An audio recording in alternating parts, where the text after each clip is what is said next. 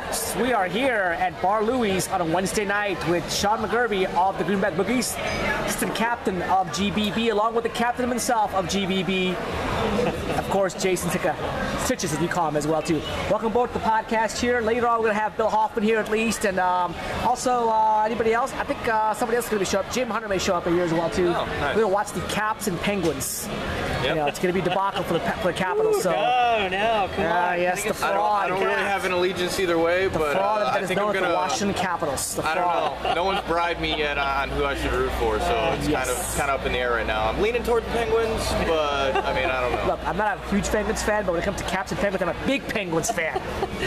I might root for the Caps then just to spite you. Oh, of course. Oh, why not? Why not? Why not? And you know, I'm a Nats fan and a Redskins fan too, so I'm used to disappointment this season. I was going to say, you are a three-time loser, then a three-time loser, apparently. A three-time loser.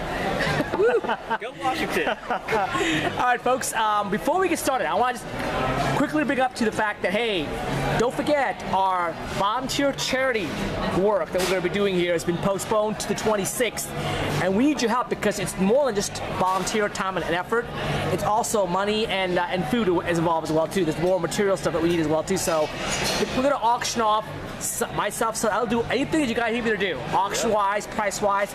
You know, get slapped, kiss your feet, you know, kiss your ass, whatever you want me to do, Well, I will actually kiss do. people's asses. Okay. Yeah, I'll do that. I mean, whatever it takes out there. So I mean, I was all for seeing you get slapped again, but that kissing ass thing is I will that's kiss tempting. people on the ass. If you auction up money as well too, we'll have an email going out here very shortly, probably tomorrow, with details from Gail Ballantyne, Aaron Lawler, Christopher Breen, and Wendy Jason, who are coordinating our efforts. And it's going to be on January. It's going to be on January 26th. We're going to serve at least one meal for 200 people, as far as I know, and looking to raise costs to fund the meal as well too. So your donation will be very, very helpful. And also talking about the fact that anybody who donates a minimum amount, there'll be a raffle to win one free season, individual season of DCHL as well too, the DCL side as well too. So don't forget, let's give back to our community and let's help out as much as we possibly can. Look in your newsletters for the email, in the email for that information come out very shortly as well too. So now we're here, Sean and Jason, week 2. That's right, week 2 already in the books. How time flies, isn't it? Yep. We only have 5 more weeks left for the regular season for the pro team, 6 more for the rec teams out there. Another great, exciting week of hockey at DCHL. Couple upsets. Yes, as always. Upsets, it's always upset and several great games. You know, every Sunday there's going to be two or 3 games on tap out there. So this past Sunday was no disappointment whatsoever there. Let's start with the rec division, the good division you guys playing. Let's start with the first game. Let's talk about number 1 ranked team, the Power Rankings. If you haven't seen the Power Rankings, go to our blog page and find our Power Rankings or look in your newsletter for the link to our blog page. We have 3 different posters, and this week we had 1 new poster. Yeah. So we don't tell you who the posters are. They're kept in private and secret, but we rotate posters around. But one of them, I'm assuming, is a very handsome and debonair individual. That would be me, and yes, you're right. And I'm one of the posters. I'll admit that freely as well, I don't too. think those adjectives mean what you think they mean. But anyway, we have 3 different posters, ranking teams 1 through 10 or 1 through 8 in each division. Then we do a cumulative average, and that's our power rankings. And the number 1 power ranked team 2 weeks in a row now are the Babylon Warriors, who I make us call the most ordinary and boring team in DCHL. You know, they'll bore you to sleep with their winning style. They played what is currently the 10th or the worst ranked power ranked team in rec, the Untouchables, and only won by 1 goal. Now, they won the game. It's the most important thing. Were you there, Sean? Did you watch the game? I missed the game, actually. Okay. Yeah. You didn't miss much. Did not miss much. Trust me. Ratings were down for that game. You put it on YouTube, you probably lost viewers. But anyway, Jason, you were there, I believe. I was. And your opinion on that game and what transpired.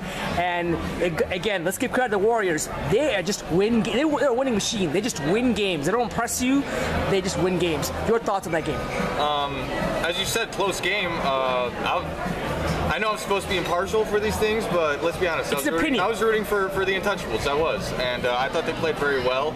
I think half the league was rooting for the Untouchables. I will say that with Wyatt not playing for the Warriors, I think that's huge. Jeff King as well too. And Jeff King. I think the Warriors missed Wyatt, in particular his hard shot from the point. I know that wrecked us up last season, and I think that the Untouchables again are very happy to be back in the rec. I think they match up well with the Warriors. I think they play a similar style, and and I think that if those two teams were to meet again, I think the result would be different. I think the Warriors might have been sleeping a little bit on UT, and they were surprised when they got that first goal on them. So my personal thoughts: the Warriors always play this way. They always play the coin toss game. They always play, and they always win the coin toss. In my personal opinion, the coin toss game, the game could have gone either way.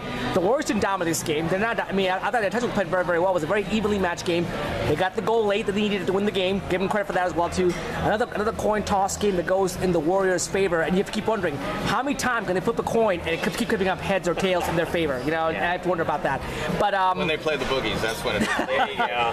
I tell you what, everybody, the Boogies, the Two Jacks No Coke, the Musasins, they're all lining up. 5 of the major, they all can't wait to get the hand of the Warriors. So I can tell you that's why they're not the most popular team right now in terms of the winning streak. Now, again, let's be honest here, they have not lost a game in 11 tries in regulation. That's a great streak to have out there. You know, Puck Buddies didn't lose a game 2 years ago, I believe, if I recall correctly, out there. It's a very tough streak to have. It's a tough division overall. Your thoughts? Can they go the season going undefeated? No, they're going to get. And I talk a little trash about the Greenback that meeting against the Greenback Boogies, but in all seriousness, I don't think they escape this season without without a regulation loss. I think they're going to lose. I think that it will happen soon, only because they've had. I mean, credit where credit's due. They play very hard, and they play very well, and they stick to their system, but there have been quite a few times where just bounces have gone their way. Absolutely. And you know what? If you play hard, you play well, bounces will go your way. Give them credit. It's not an excuse. To a certain extent, you create your own luck, but then to a certain another extent, the luck just happens. And I don't see that continuing to work in their favor for an entire another season. Now, do I think that they're going to be competitive every game? Yes. Do I think they're not going to get blown out by any team? Correct. Number one. But I do think that they're going to lose probably a one-goal game, and it's going to happen very soon. Sean, you played the Warriors last. You were there when you obviously you get back from injuries as well too. Your thoughts on the Warriors? Your opinion of the Warriors and how they are undefeated in 11 games. Your thoughts on how they do it? Well, I mean, first of all, you got to give them credit. It's incredibly impressive for them to be undefeated, 11 games in a league that is, there's a division that has a lot of parity in it, and I know that was a lot of talk on the Facebook page about that as well, about the league parity in both pro and rec, and I agree. I mean, there's a lot of good even match teams, and for the Warriors to pull off 11 straight wins is no small feat. But I agree with Jason. I mean, because of that parity, I think it's going to be a lot harder for them to get that coin to flip heads every time now. Agreed. And it's just a matter of time before somebody knocks them off. Now, quick question. The Untouchables, they are 0-2 right now, and you figure they come on the record, win a couple of games, get a confidence back, but they're 0-2. Now, granted, they lost to L2 team, pretty good team, and lost to Warriors, a top team, so it's not exactly a bad 0-2 per se, and they're going to win that game against the Warriors. They have some guys like John and Robin. They've got some players who got speed now. Fabian's playing full time, so they got guys who can score. Your thoughts on how the Untouchables going direct, not finding themselves in the top position? They're struggling to compete. Is it because of the parity? Is it because they don't have enough scoring? Your thoughts on that team? I disagree. I don't think they're struggling to compete. They didn't get blown out last week either. So I mean, it's sort of compete for the top spots. They're in the bottom tier now. They're actually the 10th worst team, power ranking wise. I mean, that's why we play the games every Sunday. I mean, on paper they might not be the most favored team, but again, we saw some we'll talk about them later, I'm sure. We saw some upsets already this week. So, any given Sunday, if you come to play hard and you don't let up on your hustle and you continue to try and create chances, things are going to eventually go your way.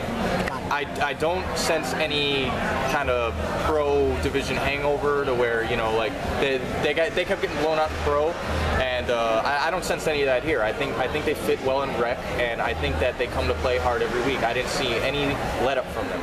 Okay, good point. Let's move on to the next game here. We have Tap, the 5 in a major team that to some people, like myself, feel they're probably the best team in rec when the players are all there.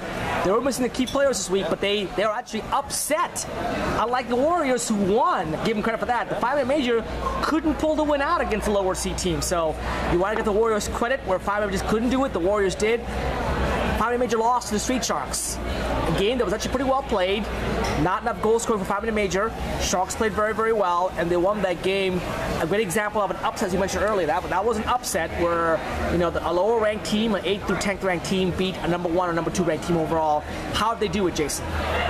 If I remember correctly, the Street Sharks had their full bench or about close to it, right? There was a couple of players, but they had a pretty good chemistry. And that was the point I was trying to make there. Is I think they took advantage of both the 5-minute majors, their players being missing, and just the fact that the Street Sharks, having played together for so long, they're all from the Rockville area, or most of them are from the Rockville area. They know each other, they hang out, they have chemistry, and I think they capitalized on that, capitalized on every chance that they could get.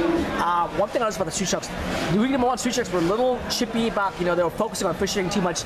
This week around, they were pretty simple and calm. They played the game, they were focused, and to their benefit, they did play very well. I thought that was a big difference as well, too. Yeah. They stopped focusing on asking for calls and just played the game, and the game worked out well for them in this case as well, too. Your thoughts on the Street Sharks of 5-minute major, Sean? I mean, I think the Street Sharks are a good team. You know, we played them in the first week.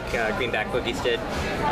It's not a team you guys beat 8-5, actually. We did. Yeah, we did. Now, granted, in that game, I mean, obviously, Andrew Kramer, the scoring machine, had a double hat trick. I mean, come on. And then Daniel, our second leading scorer, with, you know, the other 2 goals. So, I mean, Andrew was just they had no answer for Andrew, basically. But that said, I mean, I think the Street Sharks are a good team, and I think they took advantage of the short bench that 5-minute major had. I think they played that to their advantage. 5-minute major was missing some key players, and I think it just came back to haunt them a little bit. But good point. And you talk about parity. Yeah. There's only one team, if I recall correctly, only one team in rank doesn't have a point. That's right. Out of already in 2 weeks, 9 out of 10 teams have points, which is amazing. Yeah. That's parity for you. Right. 2 chances already, and 9 out of 10 have points as well too. Yep. Game number 3. Let's talk about the 2 Jack, Snow Cook, and Scabs, a feature game that you called actually, Jason. Game where again, upset on paper, Scabs are lower ranked, 2 Jack, No Cook was higher ranked. Jake Smith was there for the 2 Jack, No Coke. And they just couldn't get past John Romps.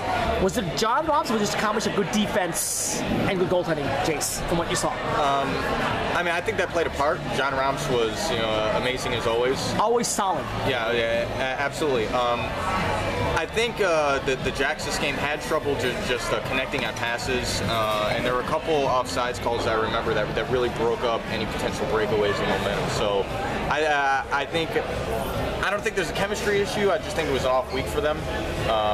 But again, that inability to sustain drives, sustain momentum, really came back to haunt them that game. You can watch the whole game on YouTube, which I highly encourage everybody to do. And great job on camera. Again, I don't say it because I have to say it. I think Jason does a great job. He's taken over as #1 play-by-play guy. Good call, good voice, good smooth calls, good camera work. Excellent job as well. Sean, I think you were there for this game. You were preparing for your game later on that night. So your thoughts on this game, what you saw, and your feedback. Well, you know, I kind of caught the tail end of the game because the Boogies had the game immediately after that, and I remember walking up, seeing the score, asking the Scabs players how it was going, and talking to some of our guys, and everybody agreed it was an incredibly hard-fought battle, very intense. You know, I mean, both teams played really hard. I think Jason's right. I think it was just an off game for 2 Jacks, No Coke, and I think Scabs, you know, they played some tough defense. You know, at one point I saw Charlene, I think, back there on D. I think Charlene and when Ricky played the entire game. Yeah. I mean, 2 females played the entire game. Yeah. And they won, which is tremendous. Good point there. And they were a little undermanned too. I think Scabs was. So for them to, you know, pull off that win, I think was no small feat. So good point. 2 points I saw here. Number 1, I'm a little concerned as an analyst watching the 2 Jacks that played last season. They've lost some of their female. Cassie Parker's not there. Lucy Mars not there. No Arya, no Mike Wendell. I think they lost some of the scoring power. They're more of a grinding team now. So unless Jake Smith goes bonkers, the 2 Jacks basically is a grinding team now. So I think they're taking a step back in scoring. And when you can't score goals in bunches in rack, Street Sharks, Scabs can beat you guys. Again, I mean, that's how it's going to work. So unless you have the Andrew Kramers of the world, or the JPs of the world, or the 5-man majors, of the world out there, unless those guys score, the rec is pretty competitive. It's when teams like the Scabs go against those high-powered offenses is when they struggle. So this is a good game for the Scabs because they went against Jake, they shut them down. As a result, they played good fundamental hockey and they won the game. So and again, the formula they're a good, friendly, sound team. Scabs are the most talented team in the world, but they play a good system out there. And if you don't overwhelm them with scoring talent, they can beat you. And with John Nets, that's what happened as well too. So another upset we talked about as well too. And real quick, just about the video too. Shout out to Jessica Narad for helping me the color commentary. Mr. Relevant. Yes, absolutely. DCHL Mr. Relevant for the X division. Especially, it was a big help for me, especially because that was the third game I called and my voice was going and I kept coughing and hacking up a lung and everything like that. So thank you very much to her for helping me out. She did a great job. Yeah, excellent as well too. We've got about 3 minutes to go here. 2 more games to go over here. Let's see a game here. Let's talk about the other game, License to Thrill, going against the Stingrays. The opening game, which featured new goaltender Bill Enright for the Stingrays, and the Stingrays fell behind early, and they're behind by 2 goals throughout the game. But somehow, some way, they had a 2-goal third period, came back to stun and pull out the tie. A point they actually earned very, very well. A game that I think we both saw a little bit of it. Jason and I did. Big. Is it a point won for the Stingrays? The point loss for L2T in your opinion? I want to say 1 for the Stingrays. Credit to them for battling back and showing that resiliency. I thought L2T played very well. I thought, I don't want to say by rights they should have won. I don't think that, again, there's no guarantees. That's just how it goes sometimes. I don't think they let off the gas pedal at all. I think they continued to play their game, but at the end of the day, the Stingrays were able to battle back, and credit to them for that. And let's give a shout out to Dean Eastlake, who was here last week, interviewed with him last week. I believe he scored his 5th goal. I mean, I know he had 2 goals the first week. I think he had a hat trick this week. So if I recall, I think he's got 5 goals, if I'm not mistaken. Definitely a game changer for the Stingrays. Exactly. He's now the face pick of the Stingrays. And when Gordon Franklin comes back here full time after a little surgery here, they're gonna have a good 1-2 punch to go after. Absolutely. So they're gonna be a good team to reckon as well too. And the goalie looks pretty good too. So Bill Enright, a big goalie, will fit well in rec. Will do a good job as well too. And there's one more game we're missing here. Which game are we missing here? I'm going back. The Assassins and the Greenback Boogies. Your game, right? A game, the last game of the night. And usually by that time all the referees are tired. We're like, my 11th game of the night. But that was an extremely energetic, passionate, intense game. And the word intense came to mind. I mean, the bench was cheering, and both benches were loud and cheering for each other out there. There's a fan base on both sides. A great game, a very intense game. A game, thoughts? A game that you guys actually took the lead. Again, a similar, had a 2-goal lead. I'm sorry, you had to lead early, fell behind, came back to tie, but then lost in the last few minutes here. Your thoughts of the game, Sean, and what happened there? Well, it was a heartbreaking loss, obviously, but it was very intense. Both teams played extremely hard. We had a little bit of confusion, I think, in the first period with some of our line shifts. We got that settled down. I thought it was really interesting. I think the thing that stood out for me most was watching the kind of the one-on-one, between Andrew Kramer and Chris Thorpe. Yes, the 2 superstars. Oh my God! And actually, I was talking to Bill Hoffman and some of the guys on the team afterwards, and after talking about the game, we all agreed that it was actually like a thing of beauty to watch them going against each other. And Chris is playing defense. Chris chose to play defense. He said, I got enough scores out there, but you got Jacob and Isaac playing up front. I'm going to play defense, and Chris is very unselfish. He'll do that. So it was good to see Chris going on defense against of course, Andrew Kramer on offense. So Andrew Kramer still got his hat trick, if I recall, right? Did he get a hat trick or 2 goals? I think he had. I thought he had a hat trick, but maybe I'm wrong. I thought he had a hat trick too. I think he had a hat trick. So great job there as well too. Game that again could have gone either way. It's a shame. It was tied 4-4. Shame so much score late, but again no overtime. So we had a winner out there. Tough loss, but a loss that no one can be upset about because it was a good game. It wasn't a blowout. It wasn't a bad loss. It was a good loss. So Boogies and your new goalie looked pretty good too. Yeah, absolutely. Joe did an outstanding job. A couple of those probably should have went in, and he somehow made the save. So yes, I'm looking forward to. I'm definitely glad we picked him up. Oh yeah. And I'm looking forward to see how he does for the rest of the season. Great. There you go. I'll wrap up the Rectivation from week number 2. We have a drink here. Have a little bit of the wings and some chips and tortilla. Have a sip of the beer. His beer. Be back momentarily with our X Division recap momentarily here on the DCL Club Weekly Review Podcast Review Show.